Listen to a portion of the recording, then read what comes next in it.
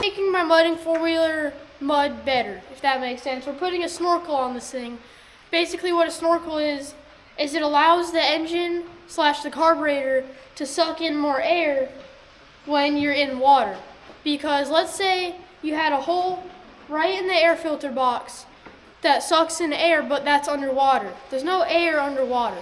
So what's going to happen is you're going to blow up your motors. It's going to suck in water, bend everything, and lock it up. So if you put a snorkel on it, you can drive underwater as long as you want. It just can't go over that snorkel. So with this thing already having mud tires, four-wheel drive setup, actual good carburetor, HMF performance exhaust, it's basically already a mudding four-wheeler. But if we put a snorkel on this thing, we can actually take this thing deep. And one of the other episodes, I don't know, we took this thing mudding after fixing it because it had like a issue with the voltage and stuff. And another thing, this thing sat for 6 years in North Dakota. It was completely trashed. I had to put new carburetor in it, new jets, new exhaust, tires, wheels, everything. This thing looks awesome now, it performs awesome. We're gonna make it perform 10 times better in the mud. So let's get busy throwing a snorkel on this thing. Let's get right to work. So here's the four-wheeler if you guys haven't seen it. It's a 2001 Honda Rancher 350. Doesn't have the biggest engine for mudding. I know people like minimum go with the 420 motor, but this is all I got. I love it. This used to be my dad's, and what happened is I shook his hand on a deal and basically won this thing. I have done one thing so far because I was bored. My breather tubes. So what a breather tube does is, let's say you have the rear end, the gear's spinning, it's blowing air everywhere, right? There's nowhere for that pressure to go, so eventually it's going to explode something. So they have these little breather tubes to let that air go out. And if water gets into that breather tube, water's going into your rear end, your front end, whatever the breather tube is for. So I extended our breather tubes here so that we can run them off of the snorkel. That's why they always have those tubes hanging off. Those are the breather tubes. So I have those taken off and then new ones put on, like really long breather tubes. But basically, we're going to build our own snorkel because they don't make one for the 350. And I already took off the factory snorkel. The factory snorkel came out of this little coupler and ran under this plastic right here. So we're going to run a PVC pipe from there under here. I cut this little dip under right here. Run a 90-degree coupler straight out right here. I don't want one that's like 90 feet tall. We're going to get one that's like probably like right here. Just a little snorkel, just in case we fall really deep to the deep end. But yeah, I'm going to set a time lapse. We're going to start ripping out this airbox. I got some JB Weld. They didn't have the JVT stuff. Is that what it's called? I don't know. The gasket maker stuff. They didn't have that. So I got JB Weld, which theoretically should be better because it's like a solid material and it dries and it's waterproof. So we're going to waterproof the whole airbox. Then we're going to throw on our PVC pipe, measure everything, paint it all. And then we're going to go send this thing through one of our 3 ponds.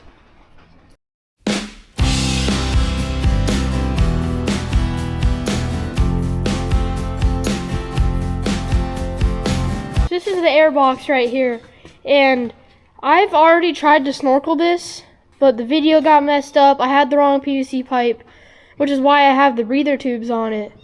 But basically, these are the breather tubes. They come out of these connectors that go from the front and rear. Run them through the plastics up to right here for now.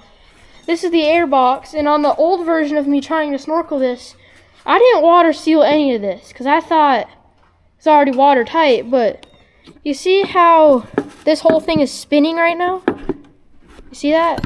How this whole coupler can spin just like this?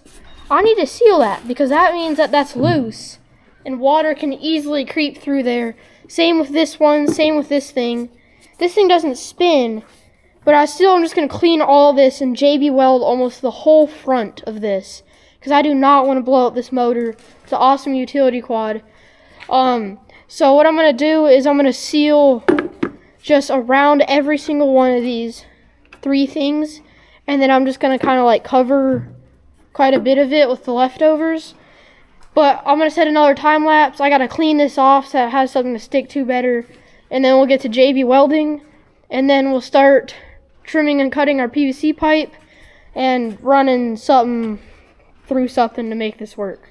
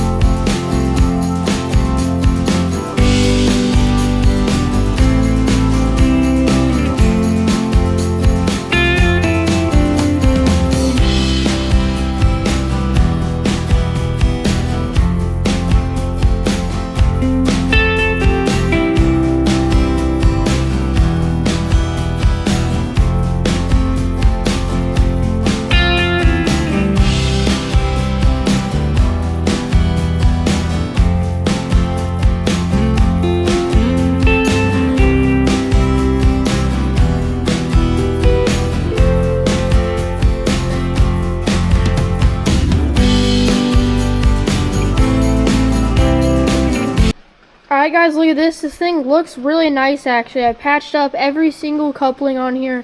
It's looking good. This is the quick dry, so it should dry in like maybe the next hour. I'm not sure. But now I think we're going to start painting our PVC pipe. A few days later, our black PVC pipe just showed up because you cannot paint PVC pipe. I wasted like $200. It really does suck. But I'm going to set a time lapse. I got our exhaust cover thingamajigger off. That saved like 2 inches of room. But yeah, I'm just going to get to work, trimming this thing up, getting this thrown in there. And I'll see you guys probably before we start drilling holes into the body.